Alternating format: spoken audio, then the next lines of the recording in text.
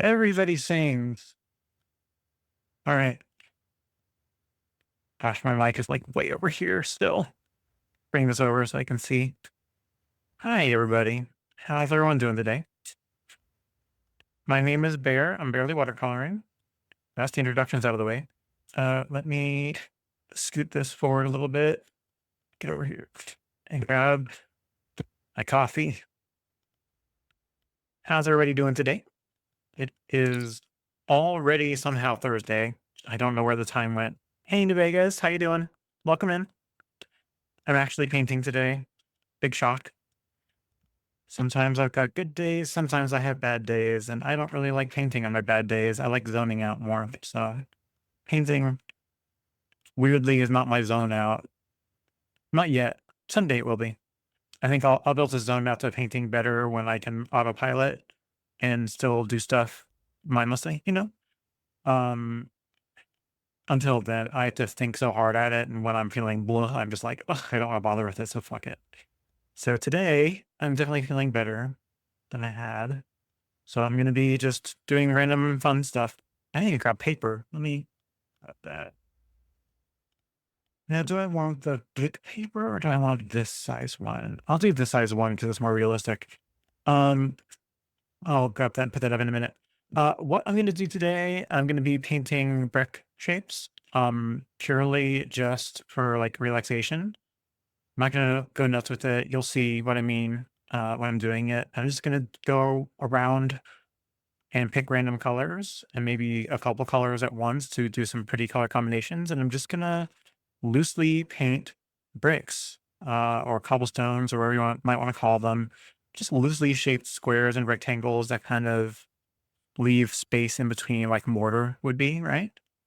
And just fill up a page with it. So I'll pull a piece off here in a minute, tape it down. We'll just loosely play and make some shapes and just fill up a page with it. And then if we have time after that, depends on how long it takes, how much yammering I do in the meantime, we'll try something else at the end that I haven't done in a long time. Only if there's time.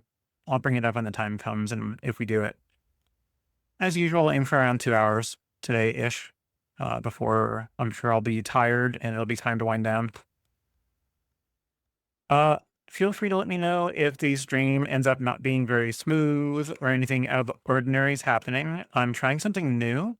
Um, my streaming program that I use, many people use OBS or Streamlabs. I'm actually using one called Meld Studio. I've talked about it before. It's primarily on Mac OS, but they also make a version for Windows and they keep them pretty well up to date. And it's just been getting better and better. It's almost out of beta. It's like almost version 1. It's like version 0. I think like 9.9.8 or something silly like that. So they're really close to being fully released. So one of the things that they added today was a enhanced streaming service for Twitch, which makes it greatly increase the amount of bitrate that I pump out, and it auto adjusts or is supposed to auto adjust what you see based on what your device's capabilities are. A lot better than what their traditional one does. So we'll see. How come Mac computers are not good for gaming? Well, thankfully you asked someone who is somewhat techie. I don't own a Mac myself, but I have an iPhone, an Apple Watch, and iPad. I've used Macs, and my other half has a MacBook. So I'm certainly surrounded by them. Why are they not good for gaming? Well, that assumes that they're not good for gaming at all, right? In the past, that was the case, primarily because nobody built a version of their game on Apple hardware. That changed a lot, I think, when they started making their device use Intel processors for a while, and that made it a lot easier for people to code games for both Windows and Mac OS. And then with the transition back to Apple Silicon, their M chips, they've got a really, really good, I forget the name of it, but they have a really good translation layer that with very little performance loss is able to run some, Intel uh, Silicon based games on Macs now. So truly, I know it's a lot more approachable than it used to be. May not be 100%, but without knowing the numbers, I imagine you could probably play many games on Mac that you can't even play easily on Linux.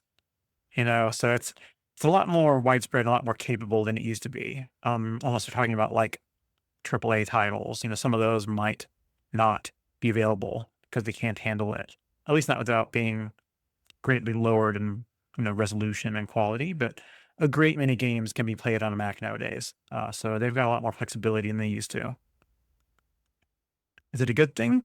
Yes, bar none.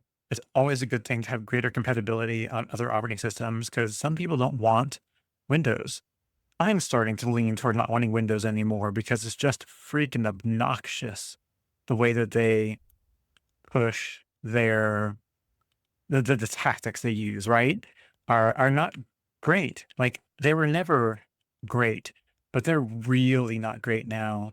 Like they used to push like you have to have Internet Explorer and it's tied to Windows, so we can't detach it. So you have to have Internet Explorer. It's the only browser you can use to start with. And they made it really difficult to switch. Well, they still do that today, even after a giant antitrust case in the past. They somehow are able to get away with it again. I don't know why. But they just push Edge down your throat. The other day, I actually restarted my computer and Edge started entirely on its own, and I don't have it set to my default browser. And it popped up and said that, you know, because you can now set Edge to open automatically when your computer logs in. I'm like, I didn't set that. Why are you opening and telling me this? It even said that it wasn't set when I went and checked the settings, and it hasn't come back up after restarting again, but it did it once. So they can just do whatever they want with your equipment that you paid for.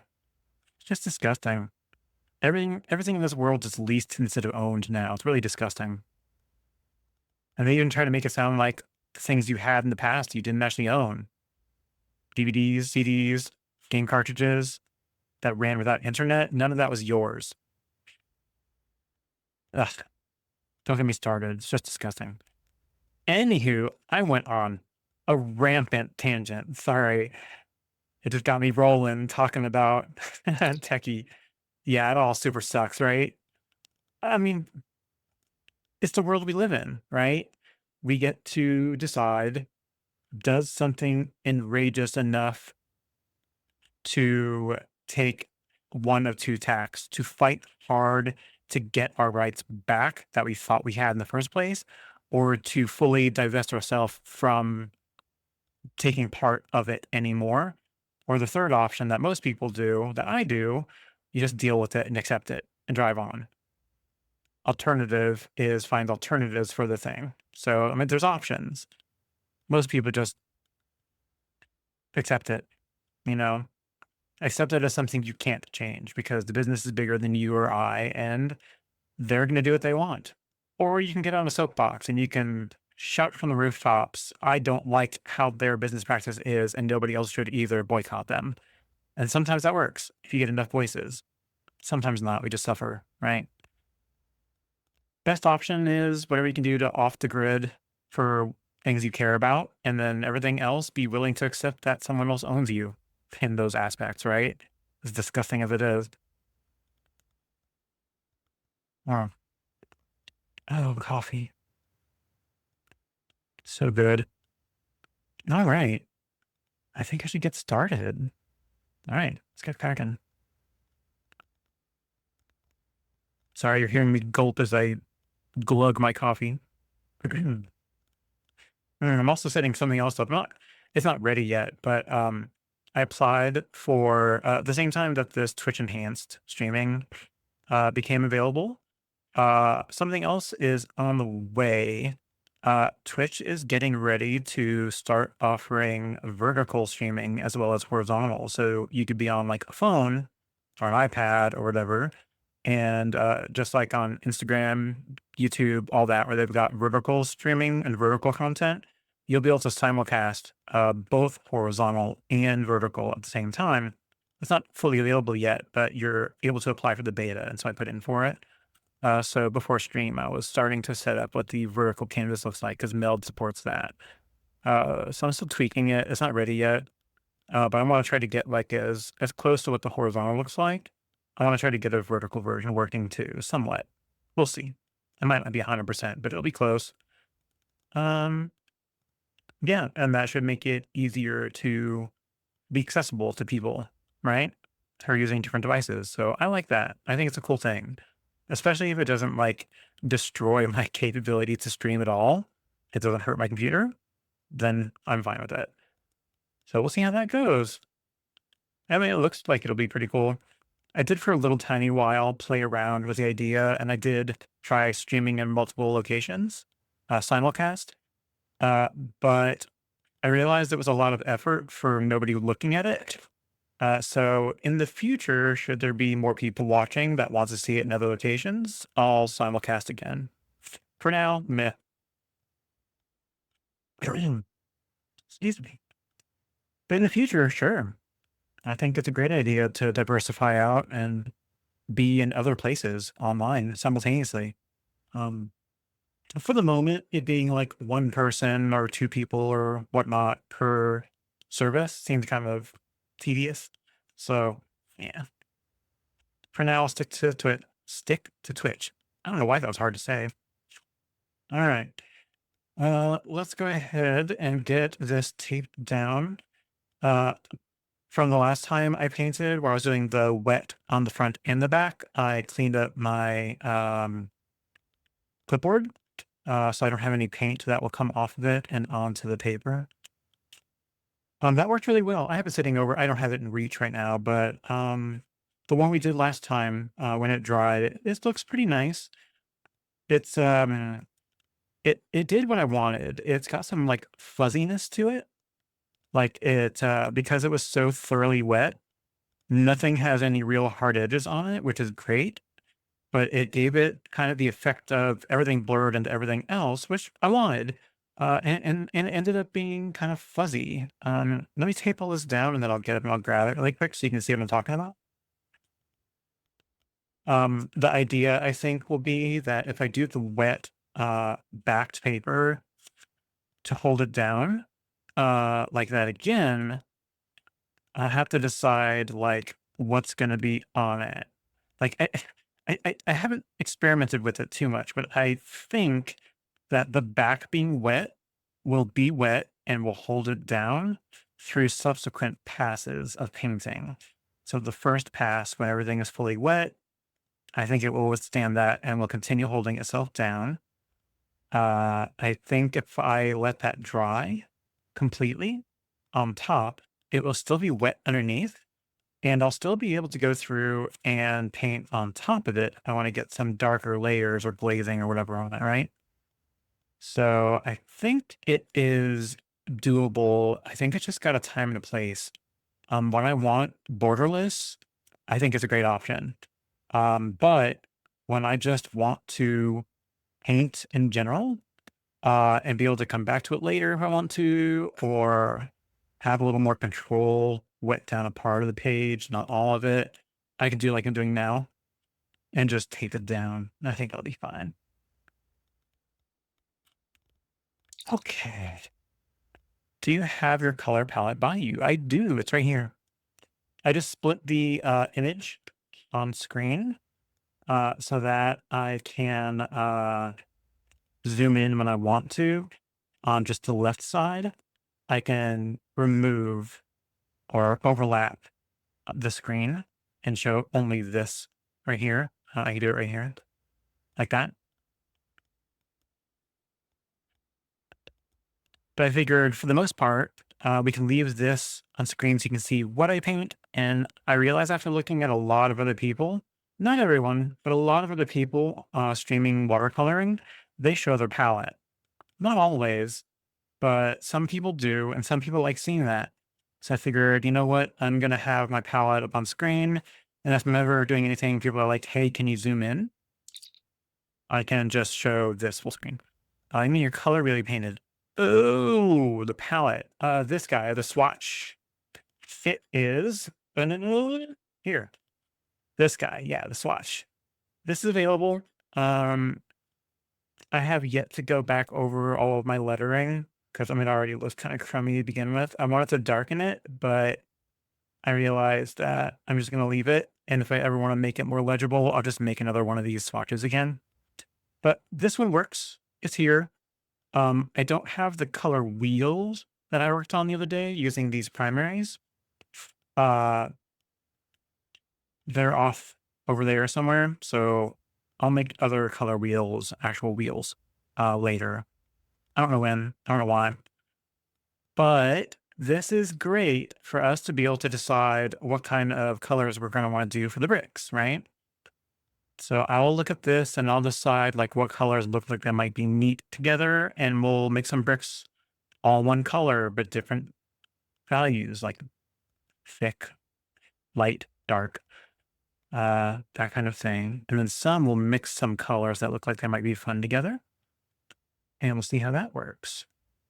I'm really just kind of winging it today. I'm doing it to have some degree of fun, some degree of don't worry about it. Whoops.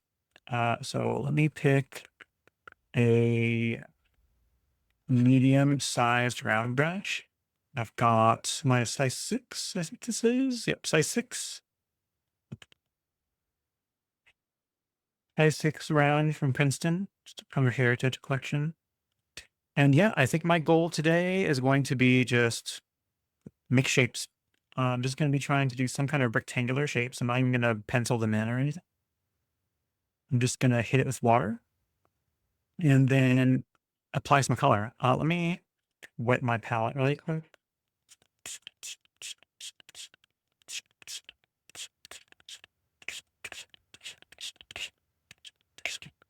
Right, that should be enough of that. And I think, like usual, to be safe, what I'll do, let me make sure this is where you can see it. Yep. I think what I'm going to do is going to go from the top left and then kind of go from left to right, from top down, just so that I don't accidentally put my hand on paint, and then track it across the paper. I think that's probably what I'll look at doing, and I'm just gonna play. I'm not gonna go nuts. I'm not gonna paint to the edge, just kind of near it if I can. And I think I'll just do little puddles, rectangular, blobby shaped puddles, and we'll hit them with colors and let them kind of blend on their own. Sometimes we'll massage it together, and then we'll move on to the next rectangle shape, and we'll try to fit them together, kind of like a wall. I like the song "Shapes of Things" by the Yardbirds. I know the Yardbirds. I don't know their music, but I know the name. I don't know the song. We'll have to find it and play it at some point. Speaking of playing it, while I'm playing here, I'm gonna turn the music up a little bit. I've got the soundtrack for the Broadway version of Aladdin going. It's a great song, is it? I've probably heard it.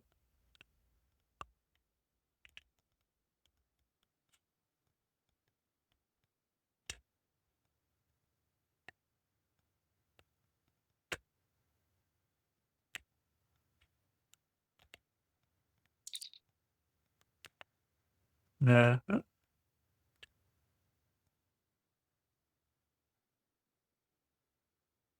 this one.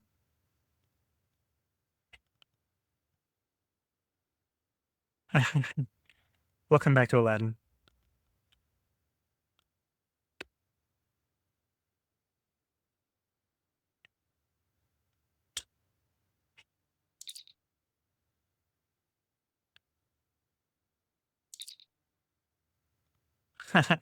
We'll rock out to it for a sec.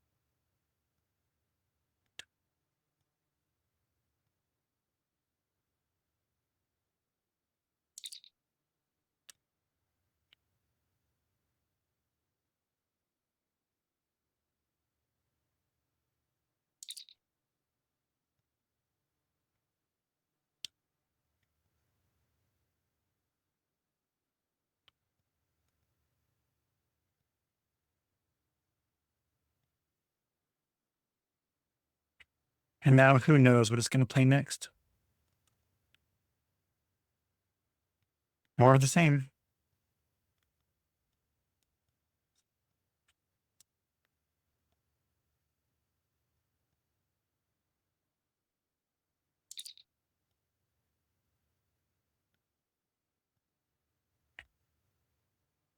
Okay.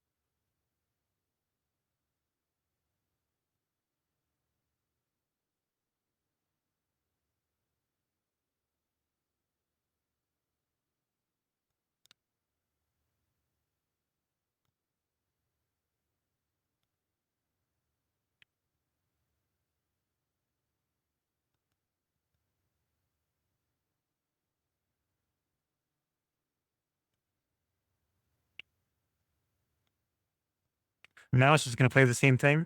Okay. Let's go back to albums. Yeah.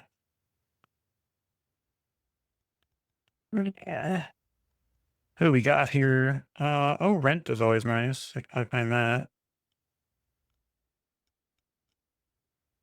Ooh, nope.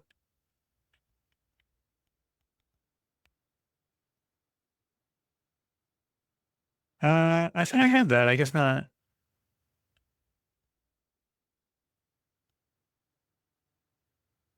Mm,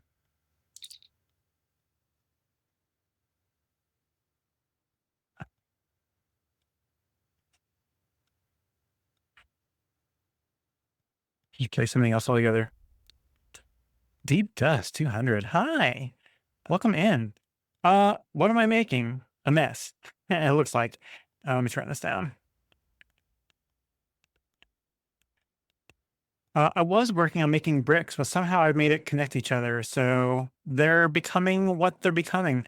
Uh, I was kind of making just like rectangular shapes and then just kind of seeing how they kind of blend within each other. The goal was to make it kind of be like a brick wall, but with multicolored bricks, cobblestones in a way.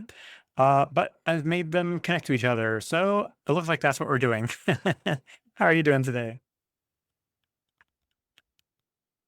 You get to see the absolute crazy that is my mismanagement. Well, it's okay. We're just playing. I don't mind. Yeah, we're making them touch and connect to each other and do all kinds of things. Ooh.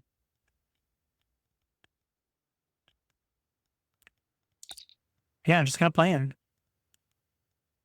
So it's good, kind of like the ombre effect. Really? What is that? Let's explain that to me.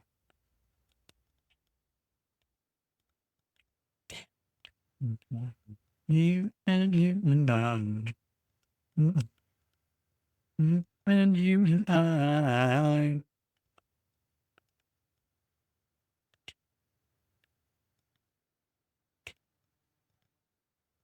Yeah.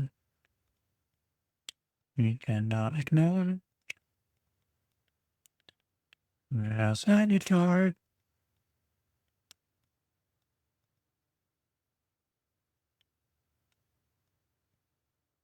Okay.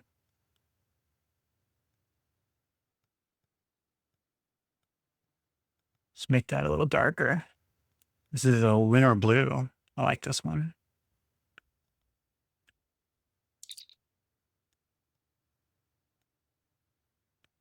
Yeah, it's a pretty color.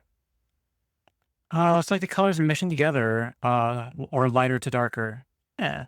Oh, I could probably. I'm sorry. I've got the music up where I can't see it. Let me switch to the full screen for that. And you guys can see it a little bit closer. I'll make sure it's lined up there. There we go. Yeah, it's pretty cool. I like it. I'll be happier when I see more of it across the page, but I'm gonna try my best to take it slow. I'm back. Thank you for playing the Yardbird song. Yeah, it's pretty color. You're welcome. No problem. Sometimes it's nice to know like what you guys are talking about when it comes to music. I don't know all of them, so it's helpful. For a little while, I did have song requests available, and I might bring them back, but it was really glitchy. It was through Stream Elements, and theirs is kind of garbage. All right. Let's fill that one up. And let's pick a nice color for that. Ooh, we haven't done purple yet. Let's do a nice purple or violet. All right. Yeah, that's a nice one. I'll charge that up a little bit on that side. Wonder, will it tilt nicely?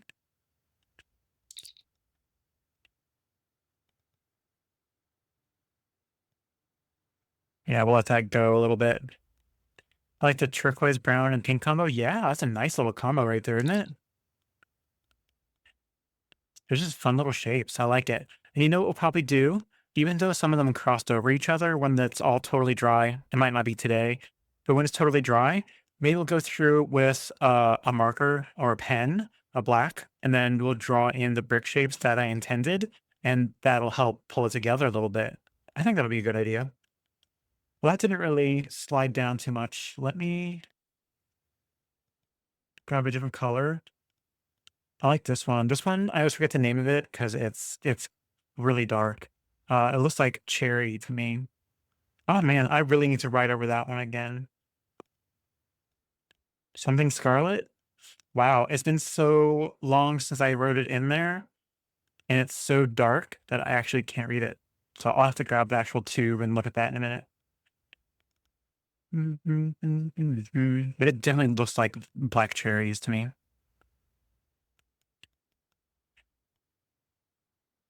Yeah, I like that one.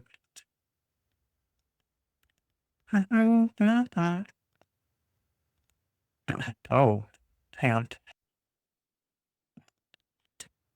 April 25, researchers at UC Berkeley and the University of Washington conducted a pioneering experiment.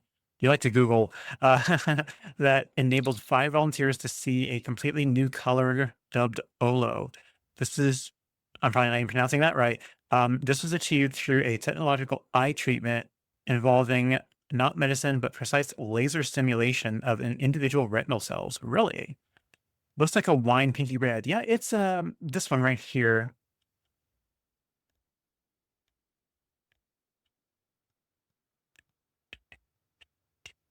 Let me grab the tube. Okay. Let me do this in a way that hopefully doesn't knock everything over, especially my little salt shaker I've got. I'll move it over here. All right. Dude.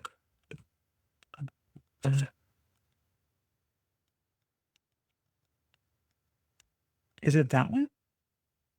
Might be.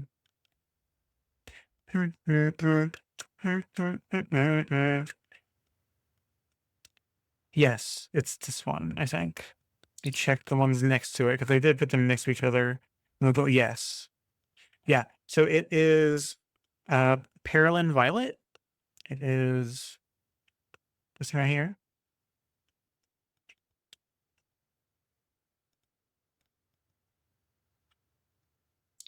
Yeah. The tubes are so neat. Mine are a bit everywhere. Yeah, it's because it's starting this way. Everything that used to be in this was my old, my previous set that I still have, and I still have my palette for, mostly my Mary Blue and a little bit of Winsor Newton, a very little bit. They're all still in my drawer over here, and I still have that whole palette whenever I want to use it. This is a makeup holder or like lipstick tube holder that I got on Amazon. It works really well for holding these smaller tubes. So it's a great idea if you want to organize them. Yeah. I'm going to scoot it back over here. It's kind of like the bleachers to get to watch my terrible performances. No, I'll try not to be so disparaging of myself. All right. Okay, let's get back to this. Make sure. Yes, I need things to read. Let's maybe hit some more green. Well, no, we got to do this corner right here. Oh, let's do some of this scarlet. That's always nice. Not like I care.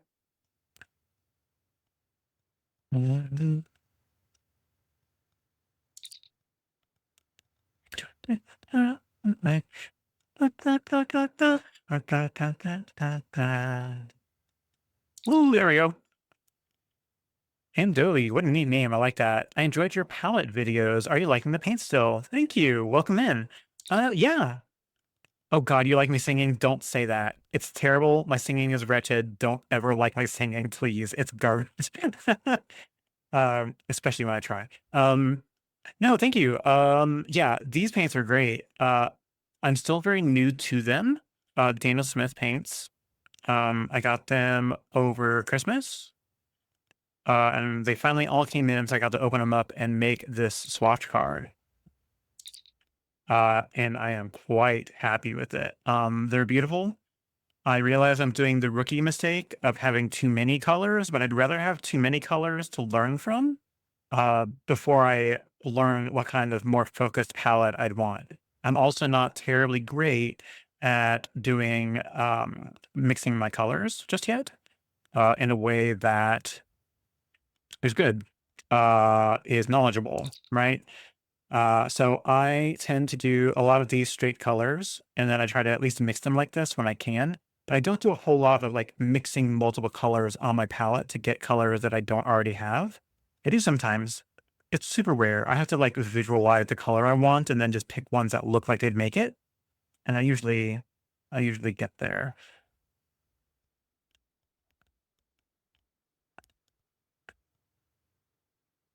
Oh, it's fun. I like that. That's just a random colors just for fun. I absolutely love that. Um, you think I sing good? No. But thank you. I appreciate it. I'll accept the compliment.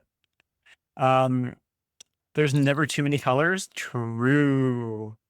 True. There is such a thing as not enough money.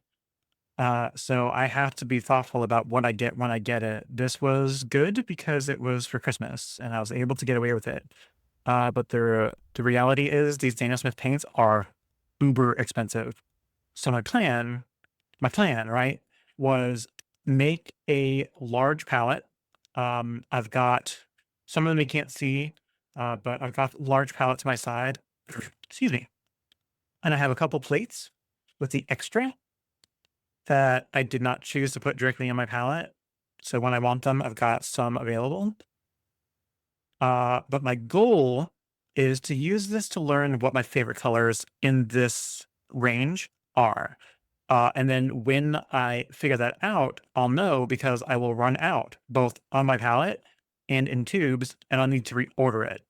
When that comes, I will know one, they're my favorites, and two, a good majority of the Daniel Smith paints come in a larger size than what I have here. These are 5 milliliter. Yeah. And they come in, I believe, 15, 3 times the size. So what I get to do is use this to decide what my replacements will be. And when those come, I will be able to get a larger version of the replacement as a one-off replacement for those. And they will start to become my new palette, I think, over time, right? If I use it, I like it, right? At least that should be the theory. So I'm hoping that will pan out. We'll find out, catch me in a year, and we'll see if that worked. Uh, yeah, but I think that's what I'm going to do with it. My goal is not to always have 40 something paints available. I'm enjoying it while I have it. And it gives me a great visual of a lot of their lineup, right? So I get to see some of the absolute gorgeous from the tube, what they look like, um, from intense or buttery down to like thinner tea consistency for all of them. And some of them are gorgeous as they are. Like I've never properly had a good violet. Now I've got a couple, right? Imperial purple, the one we just saw. And then we got moon glow down here, indigo, lunar blue, and then all the primaries down the bottom. And then opera pink. I've never had a pink before, so I've got a really bright pink now. I was told by one of our watchers that come in fairly regularly, Krista K Arts, that this one tends to wear out over time. So over the years, this will fade before other colors around it will, non-permanent. So that's actually really interesting. So, yeah, that makes good sense. Very logical. Thank you. I thought so at the time. I've been using a mid-range set abandoned by one of my kids. I'm starting to want to expand my options. No kidding. Indigo is a very moody color. I love indigo. I adore indigo. Indigo is one of my favorites. And interestingly enough, indigo is different in the Mary Blue set. And a couple of people have told me that it is not a typical indigo. So here is the indigo from, I'm sorry, I'm not Mary Blue. It's Winsor Newton. This is Winsor Newton indigo right here, right? You can see stars have made it off painting and into swatch cards. So this is the indigo from Daniel Smith. I'll try to put them side by side so you can see what I'm talking about here. So this is indigo from Daniel Smith. This is indigo from Winsor Newton, and it's got a bit of a more bluish, sometimes purplish, but mostly bluish tint to it. Whereas the standard indigo is a little bit more grayish, right? Fugitive. Yes, that was welcome in, Krista. That was for the opera pink, right? Fugitive meaning I guess it gets away from you. Right? Okay, that was lame. Kind of true though, I guess. Over the years it gets away from you and disappears. Yeah.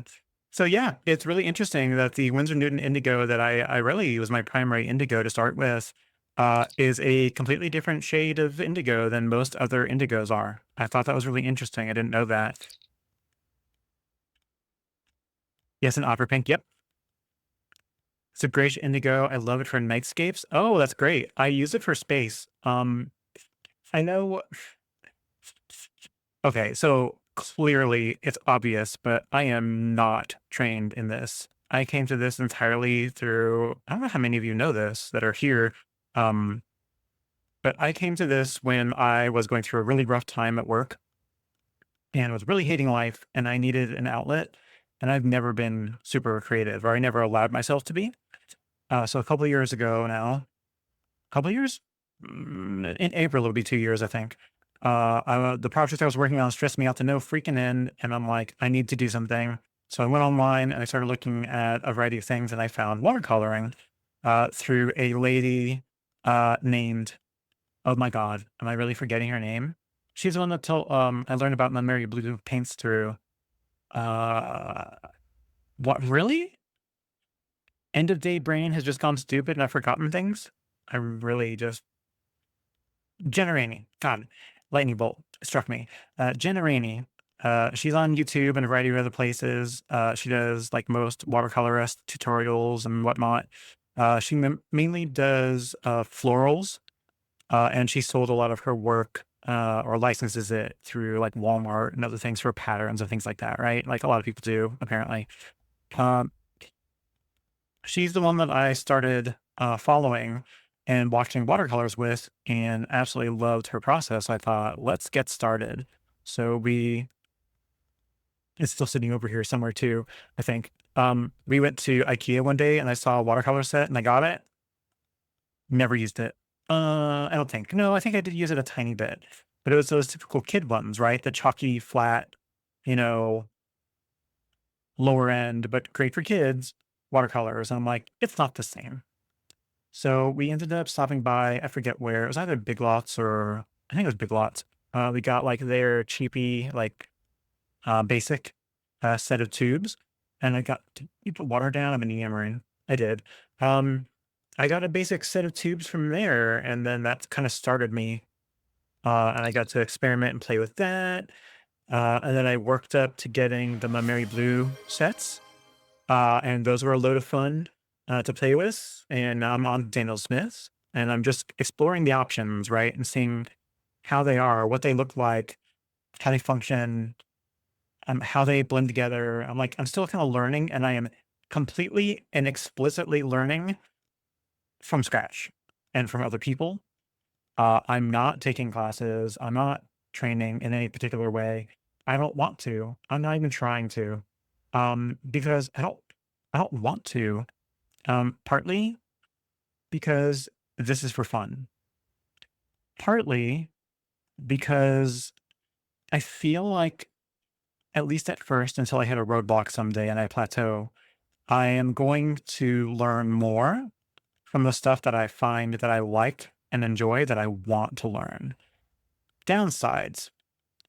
One major downside is when it comes time to do something a bit more technical that I've seen someone do and I haven't tried yet, sometimes trying it the first time on stream doesn't go well for me.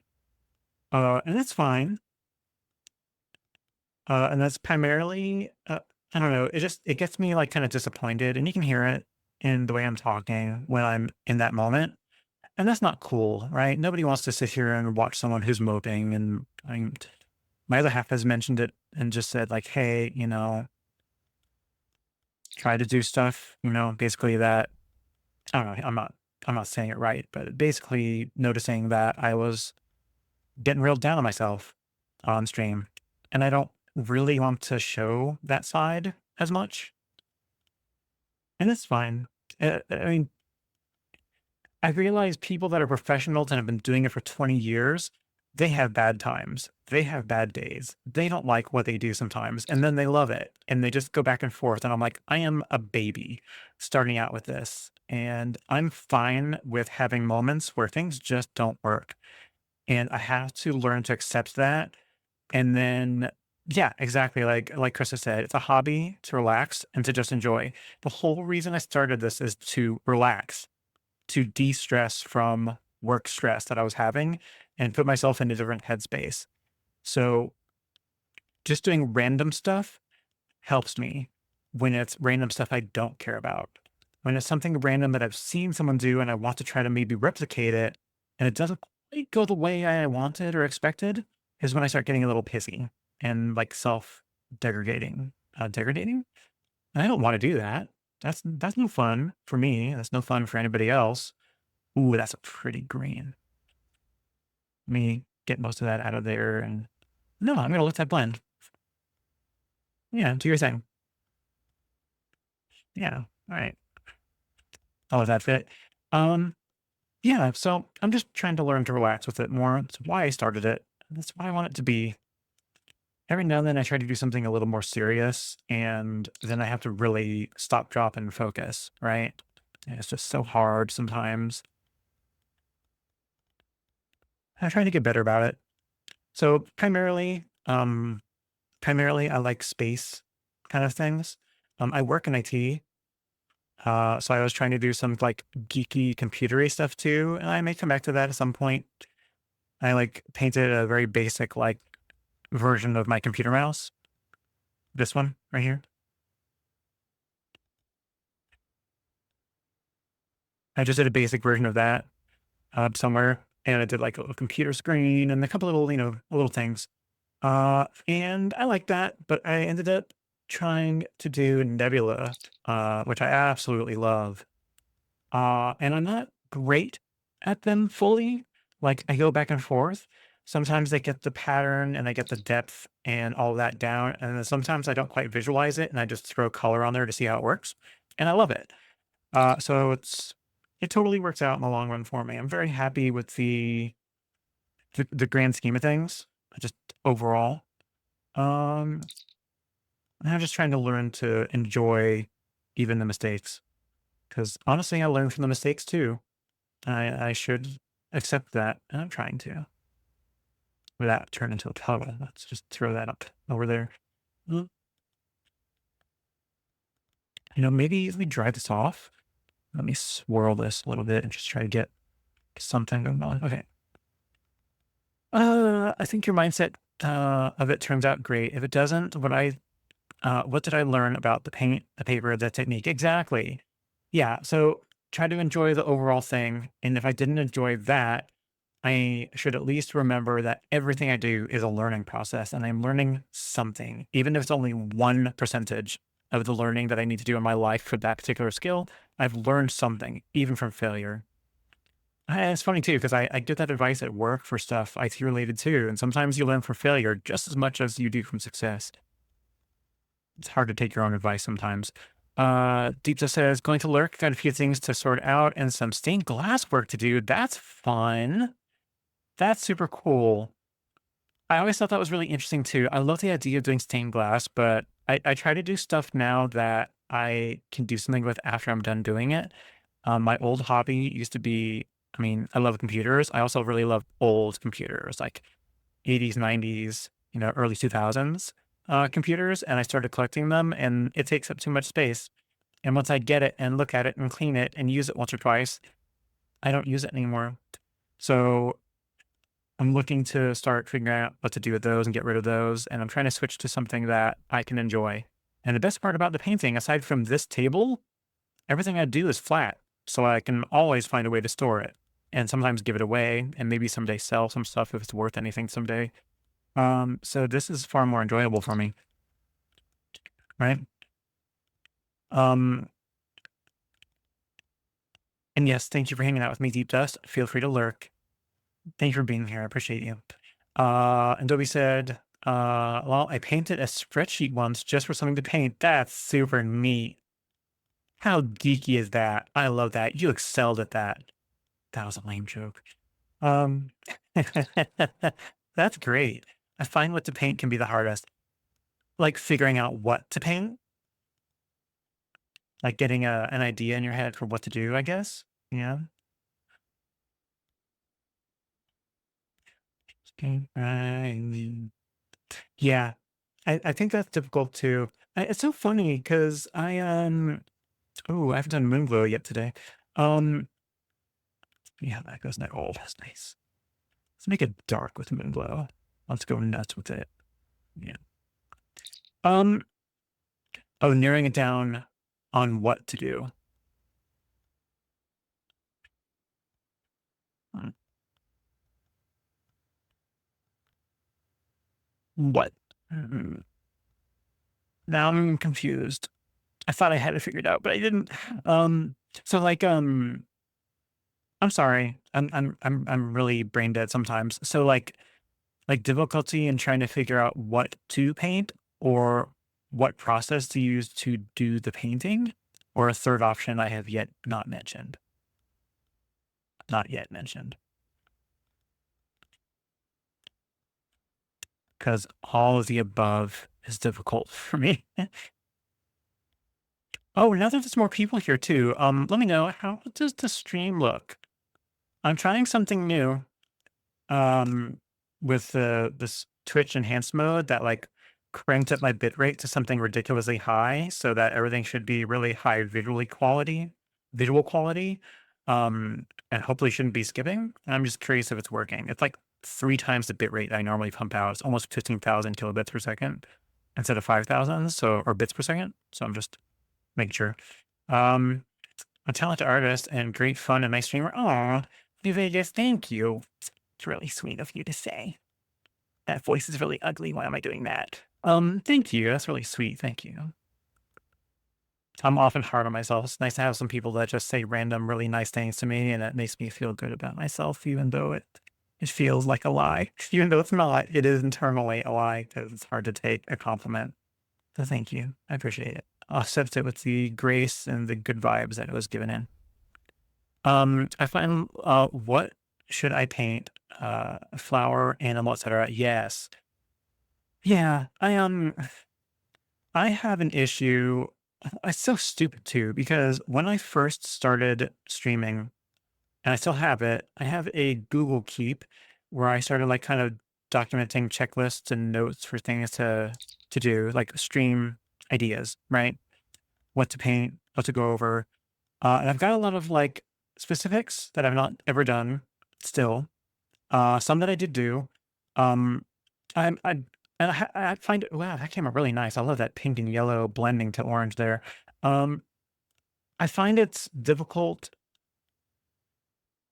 to know what to do sometimes for streaming, even though I've got quite a few, um, even though I've got quite a few ideas down and, oh, that's nice.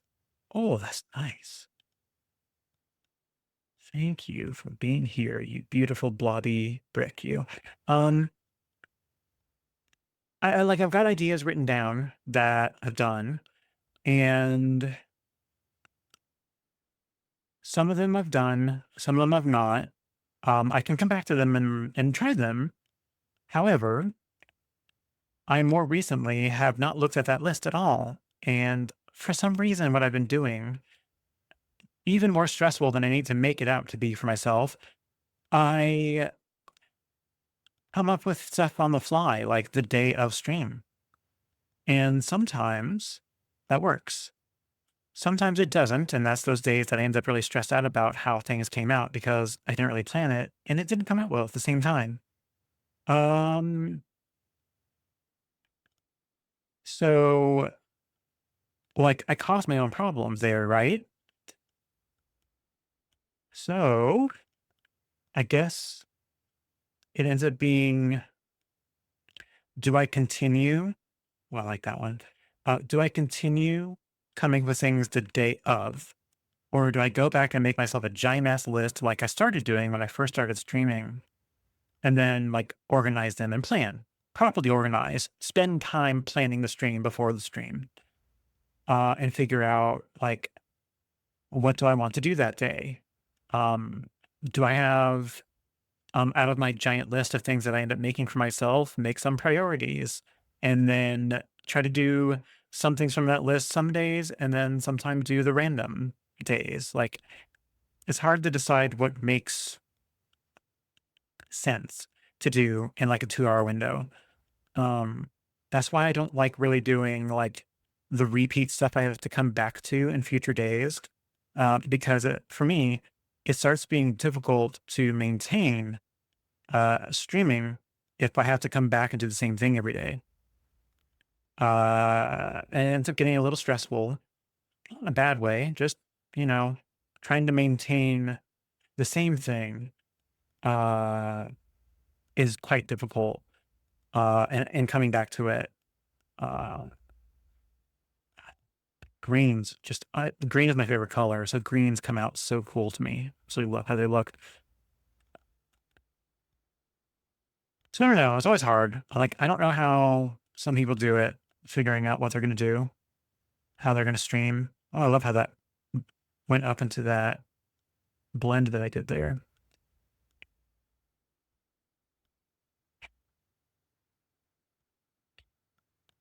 Um, so I don't know. For now, I'm going to do what feels good. I'm going to, if anything, what I'll do. Okay, here's what I'll do, I think, for the future, for me, is I will go back to my big list of things and come up with a lot of plans, a lot of ideas. And then later, decide when I'm going to stream that day. Am I going to come up with something on the fly that I saw that day? Or am I going to go back to my list and do something from that and make a decision? You know, what am I going to do that day? Am I going to be random BS, found something on Instagram and I'm going to try to replicate it? Or am I going to be, it's time to train myself on a technique I'm gonna paint circles all day, like just come up with stuff. And a part of my idea is I don't truly want to just blending that a little bit. I don't really want to do stuff that goes from day to day, like I said, where I have to come back to it too much. And I tend to only stream about 2 hours or so, sometimes a little more, 30 minutes over sometimes. Um, let me have some coffee. I actually didn't have coffee earlier when New Vegas redeemed it. So let me have that now. Uh, oh, coffee. You're so good. Okay. Um, yeah. So my struggle is all mental, right? It's trying to figure out what am I going to do? What am I going to do with my limited 2 hour time? And so what my original plan was when I started streaming is try to do stuff that fits within the block of time that you chose to do for the stream. Try not to do anything that goes outside of that time if I can. And that fits with my personality because sometimes I just randomly flip the script and I do something else entirely, right? And it makes it really difficult if I've got something pre-planned because then I can't change. Like I have to stick to my regularly scheduled programming and to doing what I want. And I hate that. I like the flexibility to do what I want. So yeah, that is my life in a nutshell. Totally disorganized, totally random words, not even making any sense. And hey, you know what? It's me. How do people do it? How do people like properly do a thing on a stream and have to communicate at the same time? Like talking to people, even if there's no one here, just talking in general is crazy. Trying to both talk and make any kind of sense. Like, oh, you know what it reminds me of? Game Grumps. Mentioned them before. We watched them on YouTube, and we've been watching them since maybe like a year or two after they started. And obviously, as time goes on, they're changing. You know, they're doing what they have to do to make their little business run, and I get that, and that's fine. Um, but you can tell even over the years that they've had to come to some weird medium where they have to both be entertaining and comical, jovial, and play a game at the same time. And that's a problem because in order to have the focus to play a game, you got to be focused. And they lose focus a lot on the game and only talk about what they're talking about. And it makes the game suck. And so a lot of the comments underneath end up being, hey, your gaming is atrocious. What's going on here? Well, it's because they're not really a gaming channel. They're an entertainment channel or a comedy channel. And it makes me realize that if you're going to tout yourself as being one thing and then you're not, it's not really fair. So it's like, well, how do I figure that out for this, for me? Like, I'm not the best painter in the world by far, but I'm also not the best talker in the world. I'm just rambling about BS. Um, and I find that really hard to manage, as I imagine a lot of people do. So they come up with like a checklist of ideas and they make a format for how the stream flows. And you hear that every time they start stream, they start the same way, they end the same way, they do the same stuff in the middle. X amount of time in, they're flipping to the next program that they're writing for themselves on their little cable channel. Like it's very difficult to keep up with. And I don't want to be that person. Is that crazy? Like I don't want to be ye old, you know, following the exact formula streamer. I don't want I don't want that because then I kind of set myself up for failure and I set myself up for being what I'm not. You know, if I follow a formula to do what I do, then it's not me anymore. I'm doing what everybody else does. And everybody seems to like that. And there's not a lot of room for originality anymore. I don't feel super original, but I still want whatever I am to be what I am. I have to be honest to who I am. Um, oh, I like this one. Let's do this one. That new Gamboge. I like that Gamboge. Oh, it's such a pretty color. I'm just going to do nothing but that one here. I know, fuck it. I'm going to connect it to this one because the yellow and oranges, they're so pretty. Yellows and reds. The stream looks good. Good. I'm glad. I'll leave this setting on unless somebody ever says, hey, your stream looks like garbage. Then I'll go look at it. Awesome. And don't be hard on yourself. I'll try not to. I'm always going to be. It's going to take a lot for me to not be hard on myself sometimes because it's just who I am. Maybe I'll blend these together just a tiny bit. You go into here, you go into here, and then stop. Okay. Krista said, I think your thought process is great. Thank you. Thank you. I appreciate that. Though it is nice to also know tips so you're not banging your head as to why or what happened exactly. For example, mixing a cool and warm will make a color dull versus if it mix cool and cool, it won't be dull or muddy. That's true. And that I do know. But the problem is, do I think about it when I'm doing it? If I stand back and think between everything I do, I catch that. So I think it's a matter of repetition when doing it slow and intentionally to build the habit so that when I'm doing it, it becomes more automatic. I'm not there yet. I know that's where I need to get to, and I will with time when I really focus on correcting those things. And I do want to. Hey, Goddess, welcome in. Hey, we're just jibber jabbering about all good stuff. Yeah, that's huge. Like a huge part of what I wanted to do. It's funny. A huge part of what I wanted to do to begin with was when I started streaming was thinking when I'm going to paint, what I'm going to do is have a theme for the day and decide I'm going to make this today.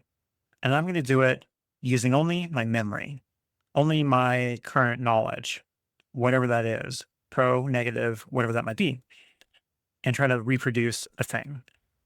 Then, after I've done it, go online and look up some of the processes or from chat who know this and say, this is how you would want to do fill in the blank thing more correctly, and look up the actual technique process and then go back and try to repaint the thing using what we learned and see if there is a major difference between the two, right? I would like to set up two palettes, one cool and one warm, so that way I don't mess up my painting. Oh, I see. I think that could be good.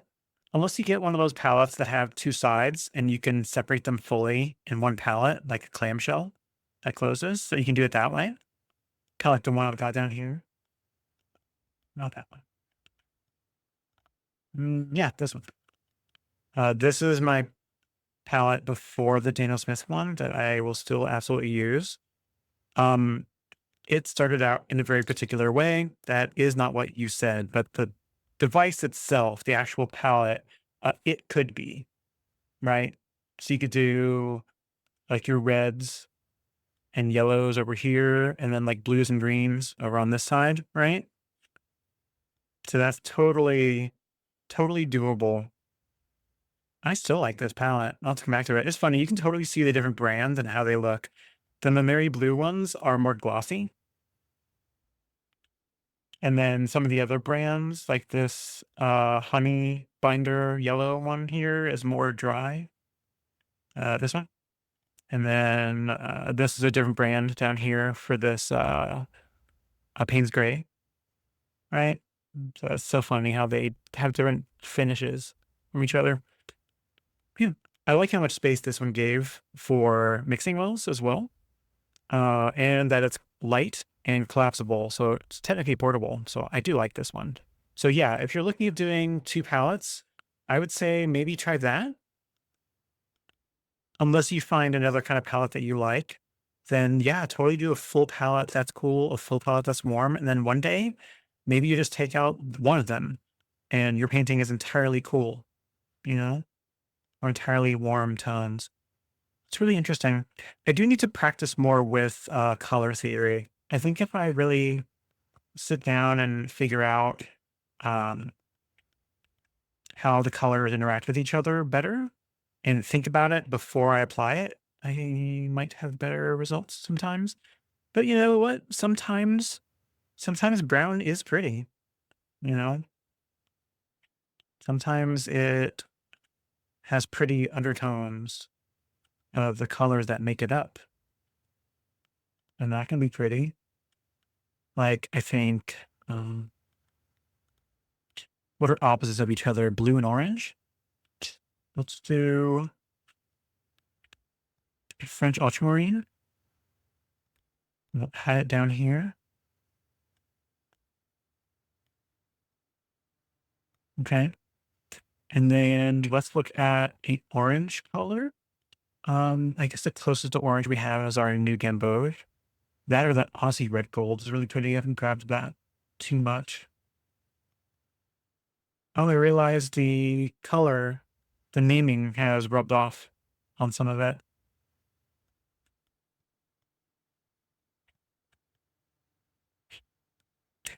Grab some of this one.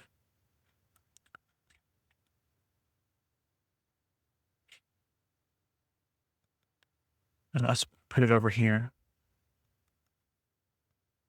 And let's see what happens when they meet in the middle. Probably going to turn very brown.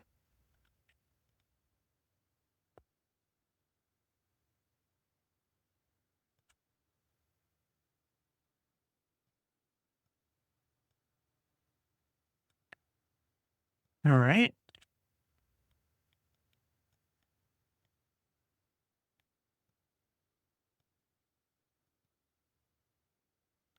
Yeah, maybe kind of like a brownish green, muddy color in the middle. But that can be pretty too, right? I like it. Well, we're already an hour and 15 minutes in, and there's no way I'm going to fill up this whole thing by the end of the day. So we'll probably end up coming back to this. But we're going to work on nothing but this, I think, all day.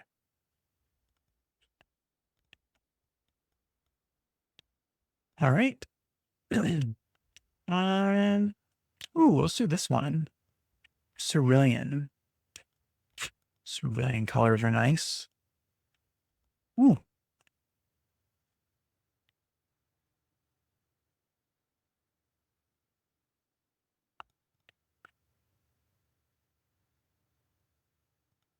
nice. I like that one. Uh,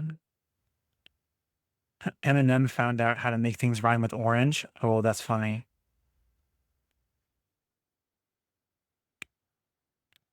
Da, da, da, da, da.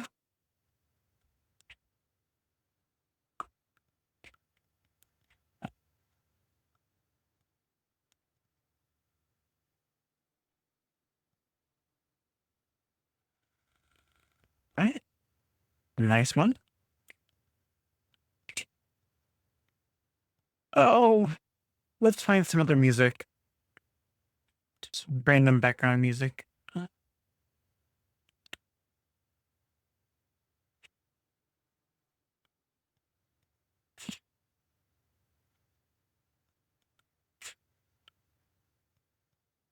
Have some Michael Jackson, because why not? All right.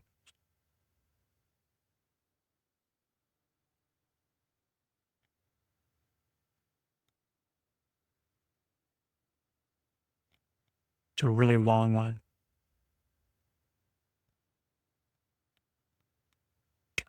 Right? Ooh, let's do like a Neapolitan. Let's do some reddish on one side. Okay. I think two separate palettes will help with the painting background cool far away and warm close up to help with the depth and 3D effect. Really? That's neat. Cool background. So look kind of like when you're looking at like a misty mountain scene, like forest and all that, where the stuff further away is kind of cool and also starts kind of fading a bit. And then up close, as it gets closer, you start getting more red tones. I guess I kind of get that. I'd love to see more of your stuff, more of your paintings. I think that'd be super cool.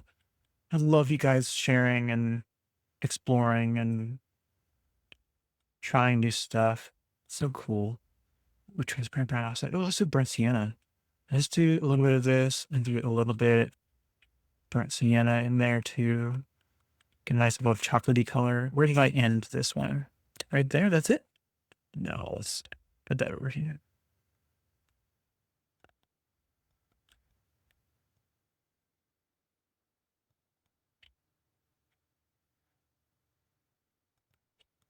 It's less strawberry and more artificial red look. Let's maybe pink it up a little bit. Oh yeah, that's too dark to be able to add that to. It's okay. It's a nice little red, white, and brown. Yes, I'm waiting on Doc to have spinal surgery, so I put it up for now.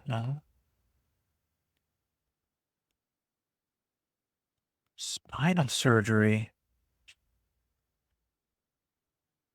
Wait, you're waiting on doctor, like a doctor to have spinal surgery for you? No way. Is that right? Spinal surgery sounds really scary. Not to add to any potential fears, I'm sorry. Um, it sounds potentially unpleasant. Let's just leave it at that. Regardless, whatever happens, I wish you the best possible luck.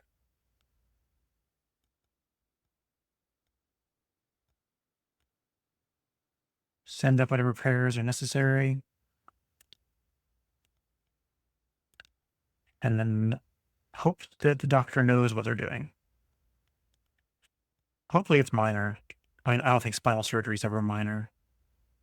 That's just, well, that tweaks a part of my brain that's just like, no surgery for me. Thank you. If I can help it. Oh, God. I love that color. That phthalo blue. So pretty. Let's do the phthalo blue with the phthalo green. I haven't used phthalo green yet today.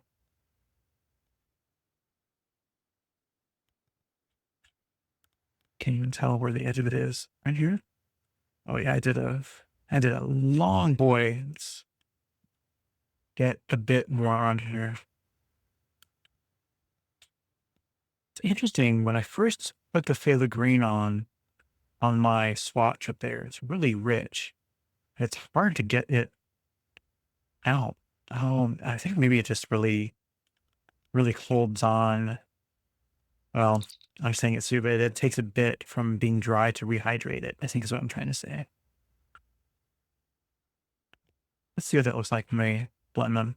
I have torn disc and bone fragment floating around. Oh no. Oh no.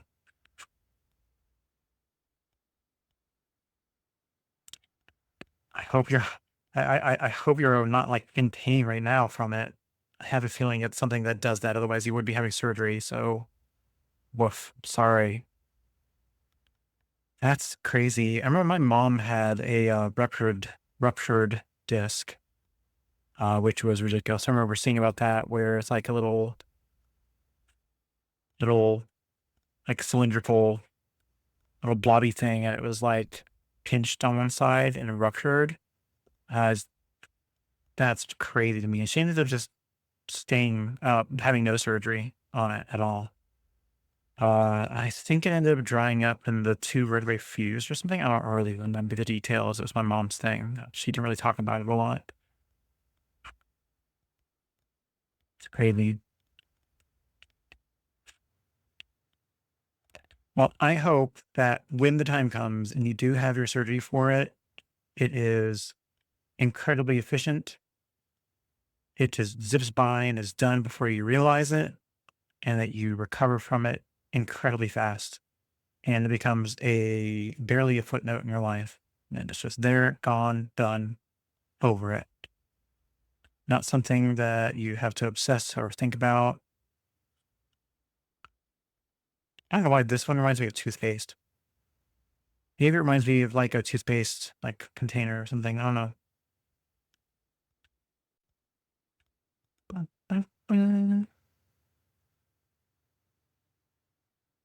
Let's pick another color.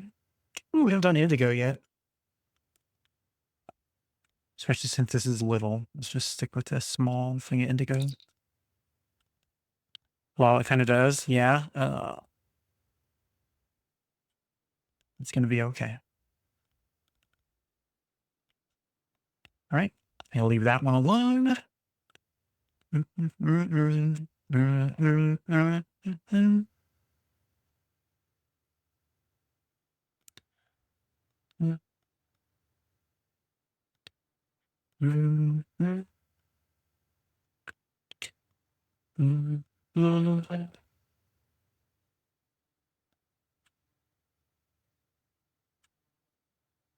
Hey.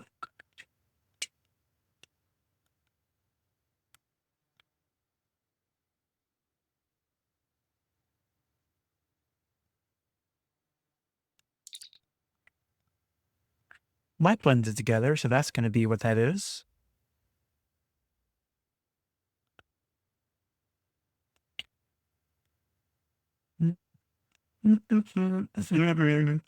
Viridian. I haven't used Viridian yet today.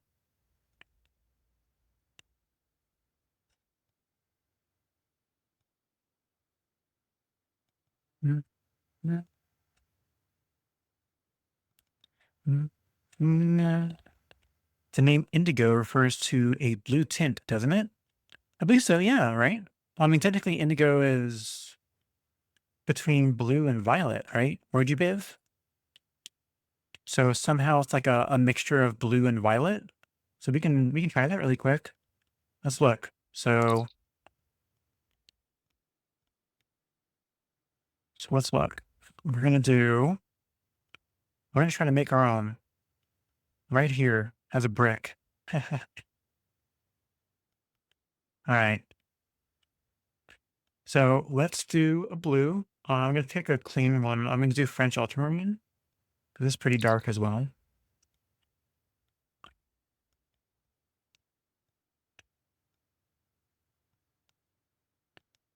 All right. And then let's pick a violet. I think my most violet is this cobalt blue violet.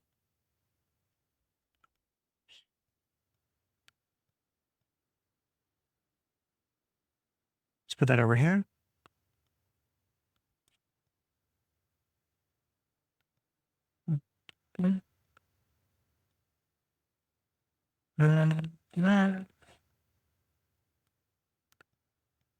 So interesting that the one is gray and not a blue. Weird, right? It's very peculiar. This one, the Daniel Smith one, is more gray.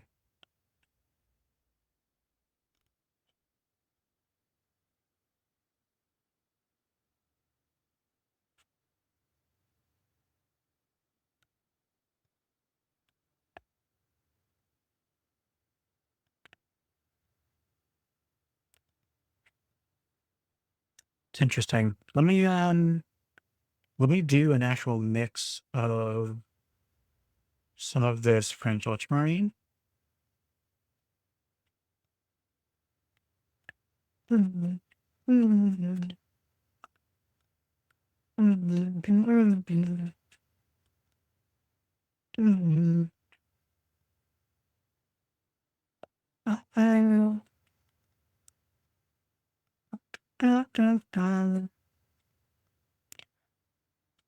It's really interesting because I don't necessarily think the mixture of the two makes indigo. I think it's just in between, which really begs the question, how does indigo get made? Right? And that just feels more purple than blue anyway. Well, it just makes it dark.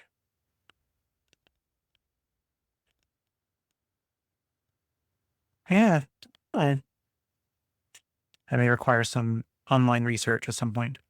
Also, possibly that it's not the right kind of blue. Maybe it needs like the phthalo blue. So let's put some of that in over here on this side and let the two of those meet.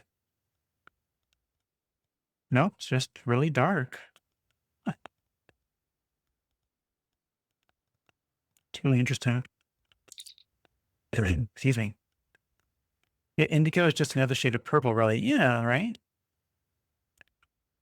Because the indigo, I don't want to keep doing dark colors on this side. In fact, I'm probably going to extend this out and let it thin out a little bit.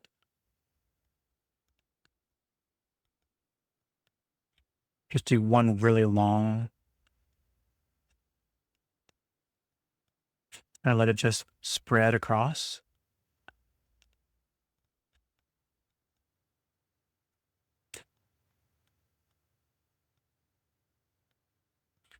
All right, we'll just let that do its thing. Let's work on something on this side. Don't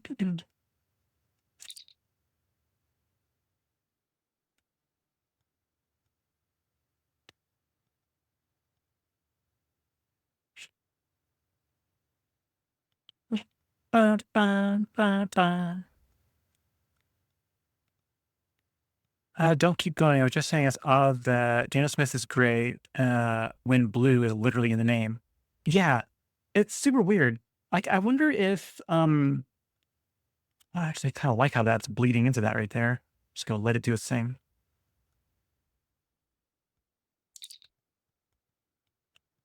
All right.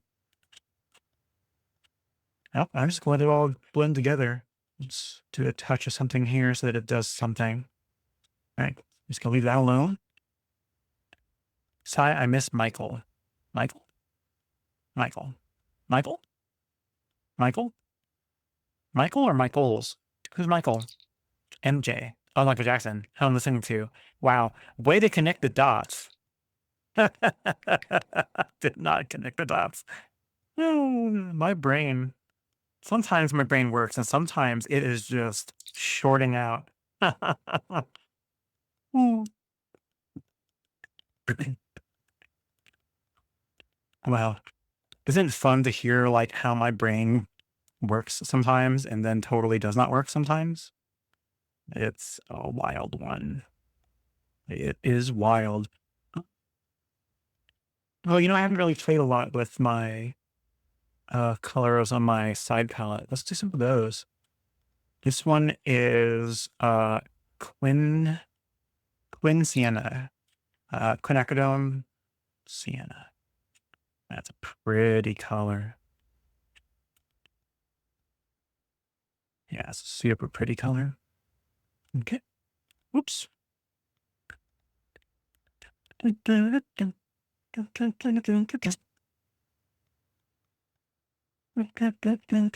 Whoops. Well, let's try to go a little further away from that.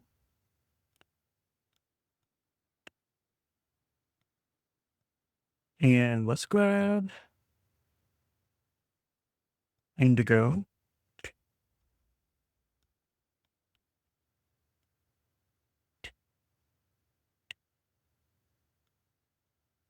Let's try to get it to flow down a little bit. Wow, did that dry? No, but it's acting like it is. That's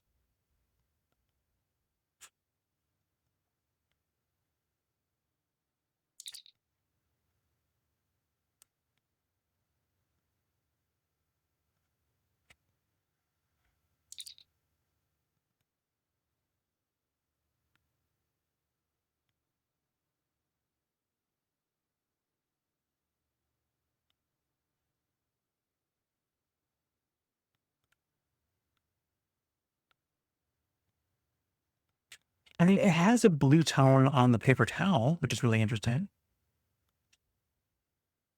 I just want to see, like, how does it spread right here?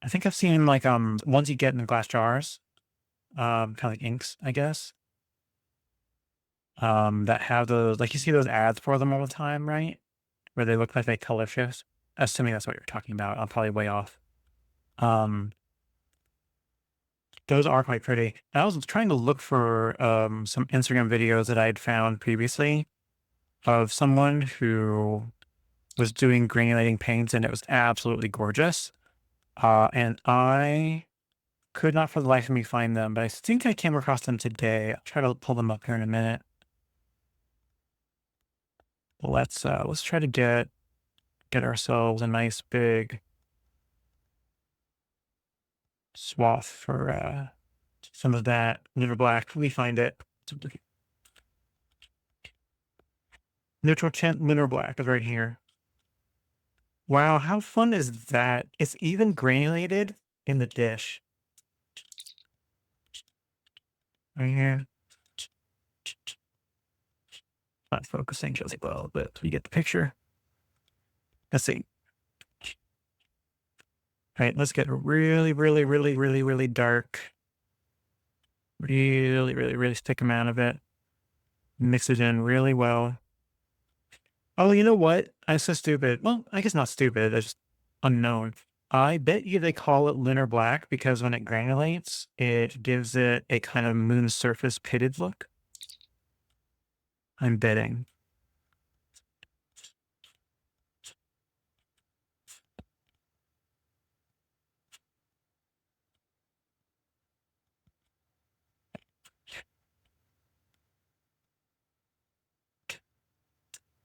Dreamland Paints makes color shifting watercolors. They're fun.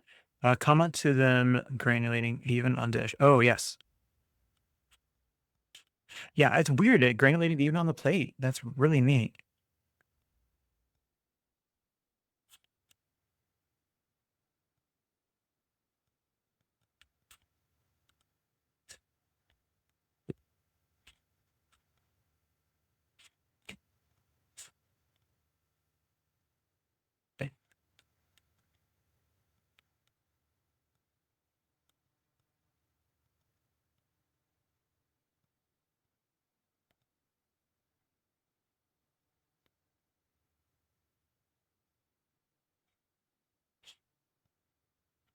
I'm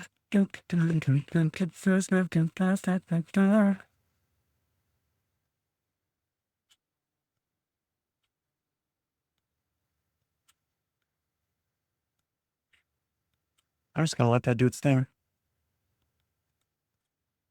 Spread. Do all the things.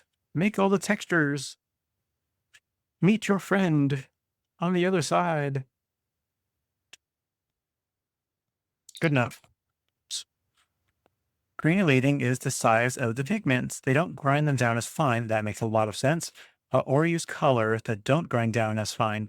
That makes a tremendous amount of sense. And you know, that makes sense why you can get granulating mediums to add to your paint, because I presume it's just some sort of neutral, not quite so finely ground substance that blends well, right? So I bet that does an incredible job at granulating things that don't normally granulate. Oh man, I'd love to have some greens. You know what? There is one here. Let's do this green Appetite Genuine because it looks like it granulates a little bit on the swatch. Let's do some matte. Wow, I didn't rinse that thoroughly. My rinse water is actually getting pretty dirty, so I'll try to pay better attention to that. Let's get this all the way down here.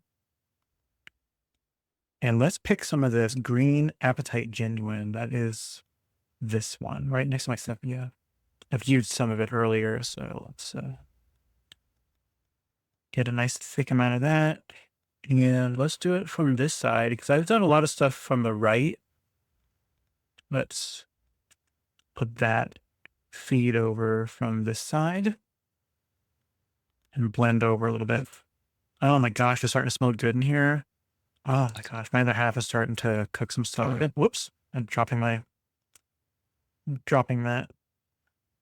Oh, it blended into the Linner Black. It's too wet. I let it go. It's fine.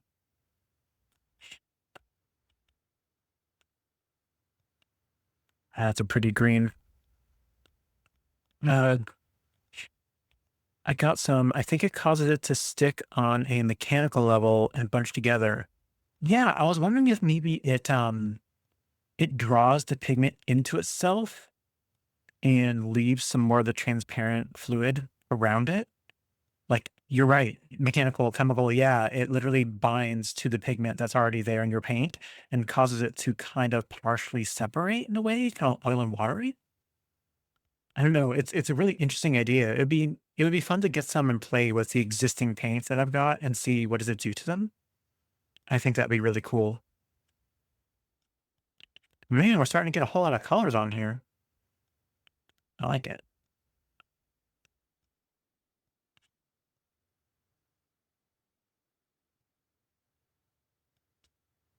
All right.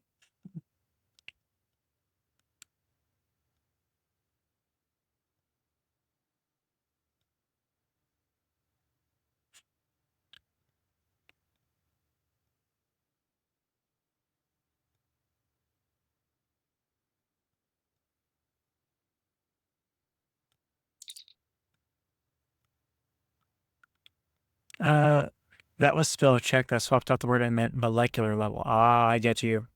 It's kind of the same idea in a way. I guess mechanical would be like, I force you to combine. Yeah. It truly must bind them like yeah, I think it must really mix with the pigment. If it's the only way that it logically makes sense is that it's pulling the pigment mixture apart intentionally, right? Mm, mm, mm.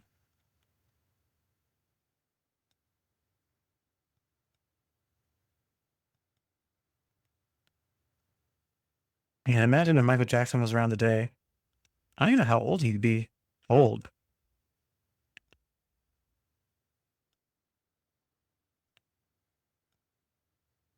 Mm, mm. All right. Let's do another. Oh yeah, I need to clean my brushes better. It's starting to get my water is getting real dirty too, so it's okay. I'll make it work.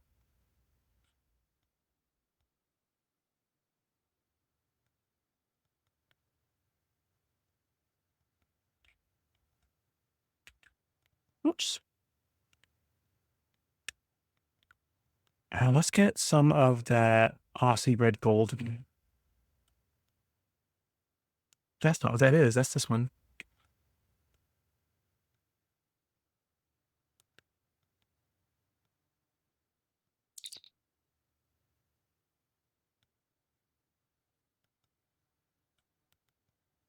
Right? In granulating mediums, it is gluing or causing the pigment to clump together to cause a granulating effect. Yeah, that makes complete sense. Yeah. I think that's a cool idea. I like the idea of having different mediums to modify your existing paints. Clearly, you have to be super careful so you don't backwash, for the lack of a better word. You know what I mean? So you don't add that back into your original source paint. There's pearlescent ones. Um, there's all kinds of ones. I didn't really read into them too thoroughly, but I remember at least seeing those.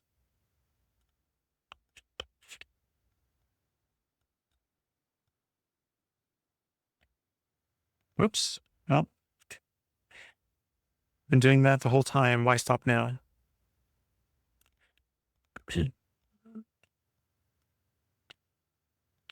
Do some more litter blue.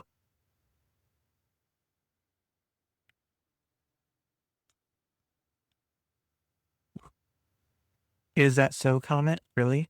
Yeah.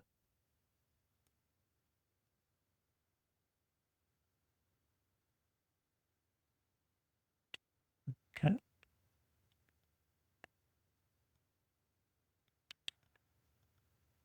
All right. Clean. Something else I want to do, especially with the granulating ones, is I want to put them on paper and then spray it, like tilt it and then spray it in a water bottle. And that's what that one that I found that I want to show really quick here in a minute did. I thought looks really cool. I'll have to go grab that in a second so I can show you.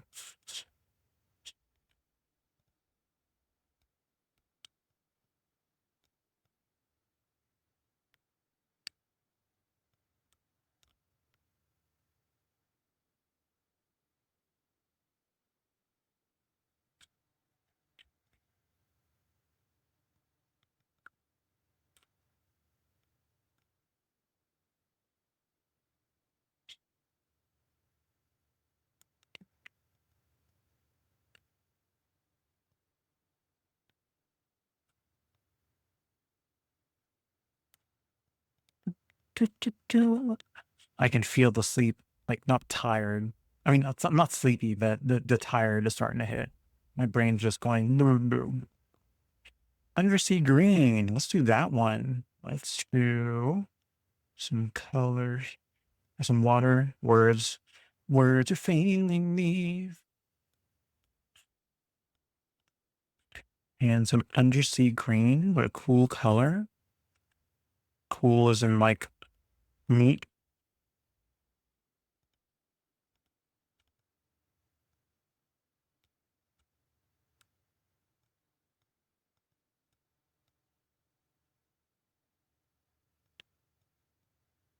Grab some more. Get in there.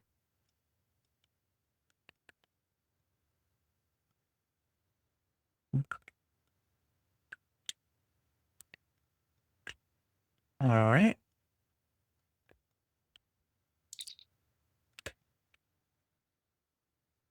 There we go. Paul Clark, never heard of them, has a granulating YouTube video that explains it. He also shows how the amount of water and how you put them down can make them granulate more or not at all. Interesting. Let me find the one I was talking about. I saved it. I just have to find it in Instagram where I saved it. Little momento. Senoras and senoritas. No. Saved. Yes. Waterflow techniques. This one.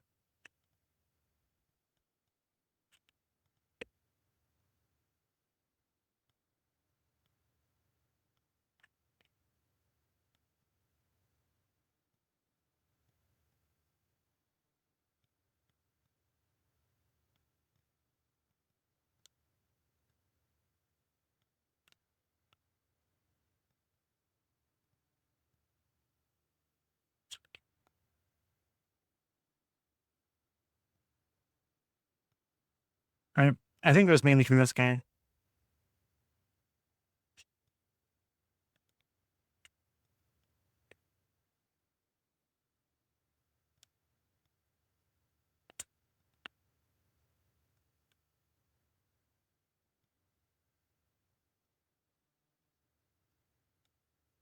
Yeah, it looks like it's a lot of what that person does.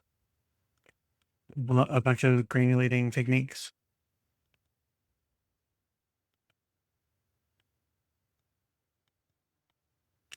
This one is I don't know how to say their name. Lenar, Lenar .s watercolor underscore flows. It is this name right here. If you want to look them up.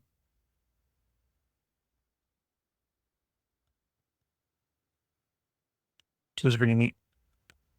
You'll look them up later and share the link to your Discord. Thank you. Oh, I can't wait.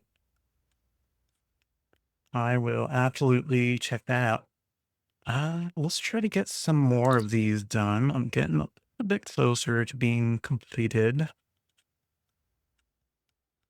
And I'll choose new.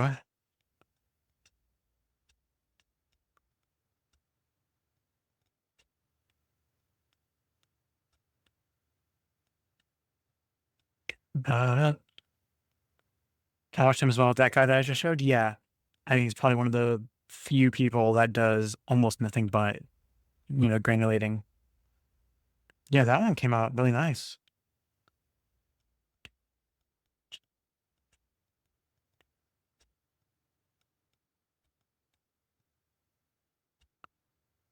So true. Even today.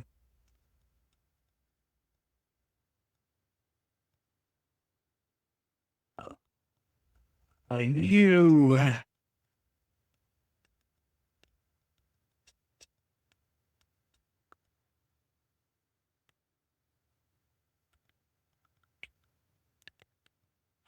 Let's do this. Clean deep gold. I'll do that on the opposite side of this violet.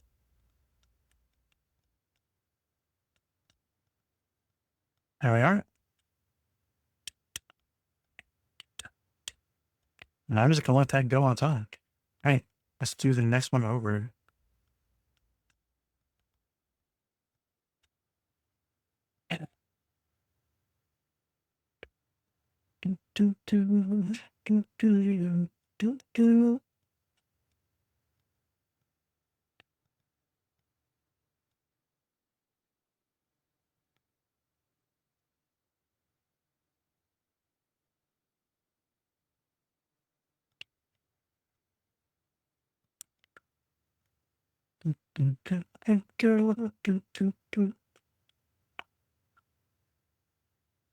Oh, let's do Hansa yellow light.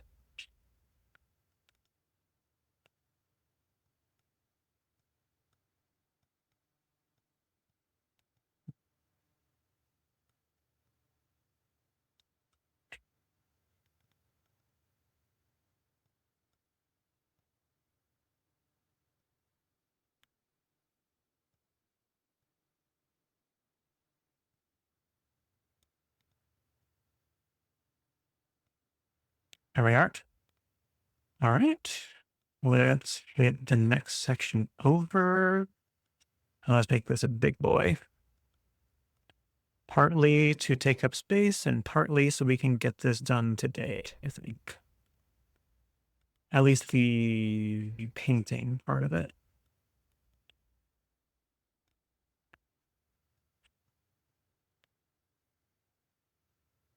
All right.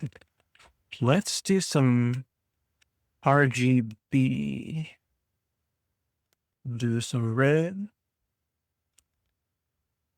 R. And the G. Let's do a green in the middle.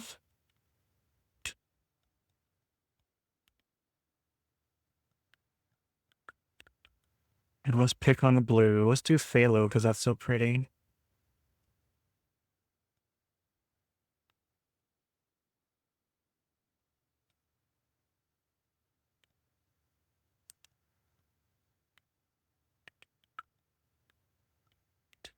All right. And just water, a little bit of water. And I'm going to just kind of connect the dots on the upper portion. And then on the lower right.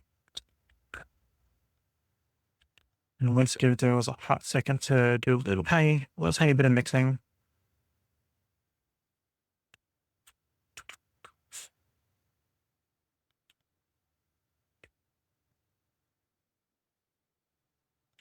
All right. I'll let that finish on its own. Let's hit this bottom row here. And let's try to focus on some of the ones on these plates, my side colors, my side pieces. Ugh, I hated even saying that. Right? Let me move this down a little bit. Move these up and get just hopefully enough. Wow, it's going to be really hard. Let me move these down and move this up so you guys can see it. All right, that's better. Ooh, we haven't done the, I always say it wrong. Alizarin Crimson?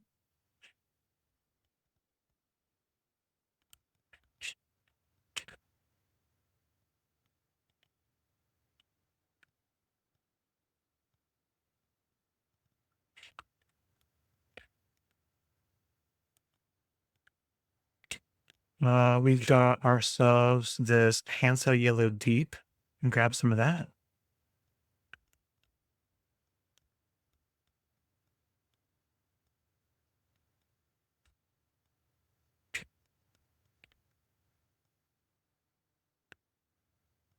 Okay.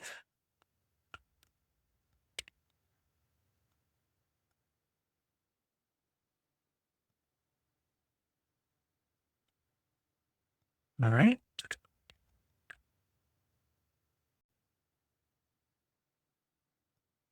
To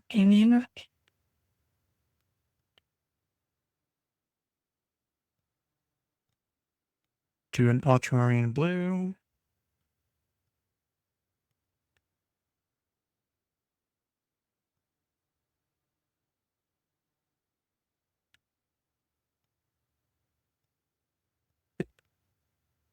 All right.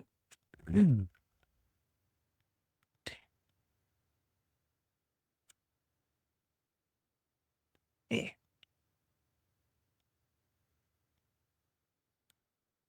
It's known for anthems, isn't he? Running out of steam. I'm not talking about Michael anymore. I'm talking about me. I'm running out of steam.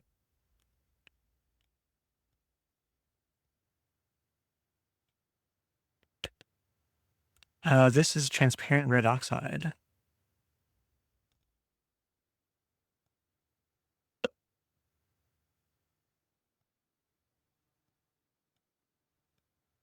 All right. And do a couple more in the bottom right corner. And then we're going to make them dry.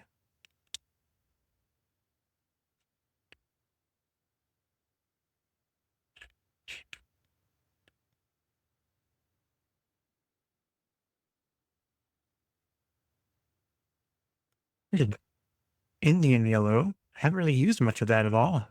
Let's give that a shot. It looks kind of like a curry to me, like a curry yellow.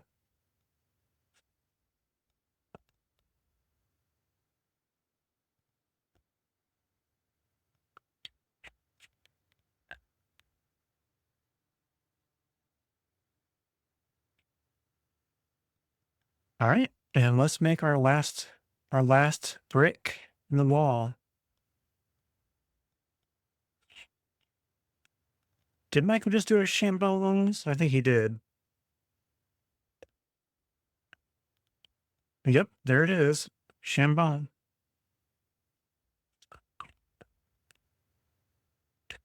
I've done neutral tint because it's just a neutral tint.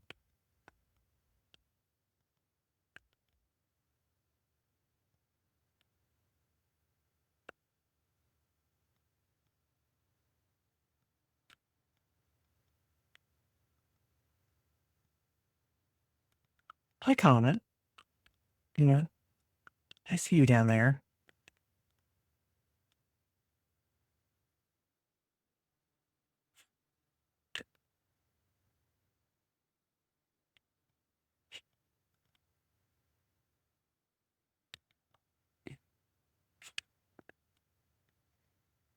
All right. We definitely have ourselves a lot of colors. I appreciate that and I like it. All right. Okay, let me clear some space.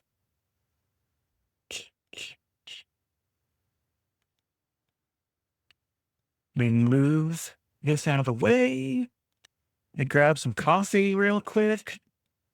Really quick, whatever. Oh, coffee. All right, let's dry this off.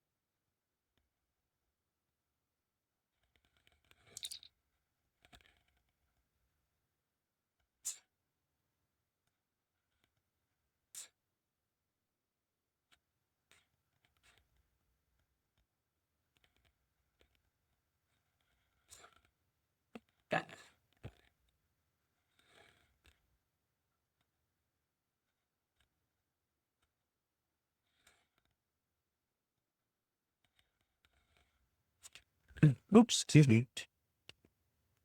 I have to read that because that's cool. Because I said, I watched a pro once use fugitive colors. I need a reminder on what those are again because I'm a dummy. That bleach out to add back white space into their paintings. It'd be amazing to be able to think and paint in that kind of dimension or level, right? That's that's some upper tier stuff right there. Being able to know what your paints are capable of instead of just doing, play, which is fun. Play is fun, but knowing, especially instinctively, how they're built to function and how they work together, it's a skill unto itself for sure. All right, our brush is clean for the most part. There's something in the corner there. It looks fine. Let me put it back. Let's go ahead and double check it visibly to see if it's dry. Uh, that's a no. Let's hit this and dry it a little bit longer. I thought it was done. It is most certainly not.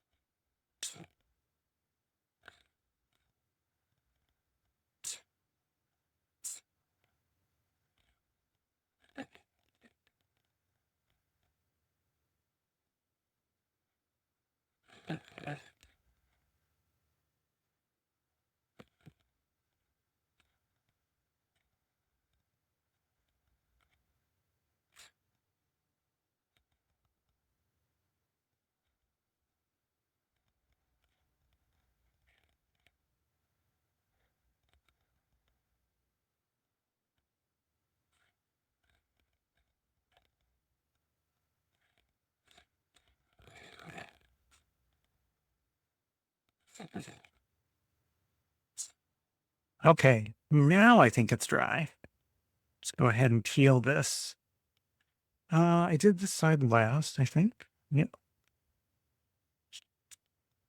Peeling will be a lot easier because it's not painted at the edge. So that should be a lot easier to manage.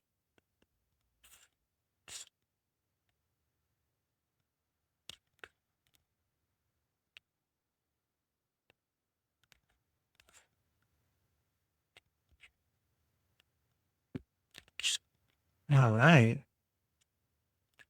We have ourselves a lot of color.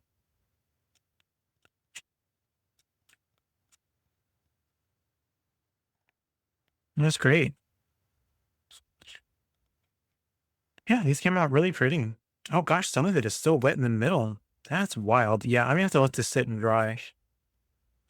Yeah, it's even got a little bit of a ripple in it. But aside from the tiny little bits that are still wet, it came out really nice. A lot of pretty colors in there. And I think going through and see that's wet right there. That blue, phthalo blue. And that right there turned into like a pretty, like a little strip of like ocean. the phthalo blue and it turned to like a sandy beach kind of color. I love how that came out. That that that came out nice.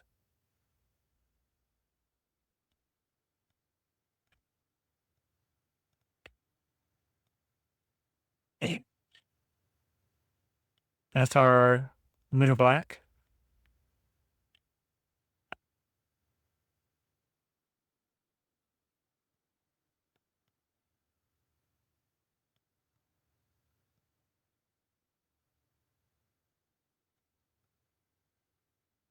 Yeah.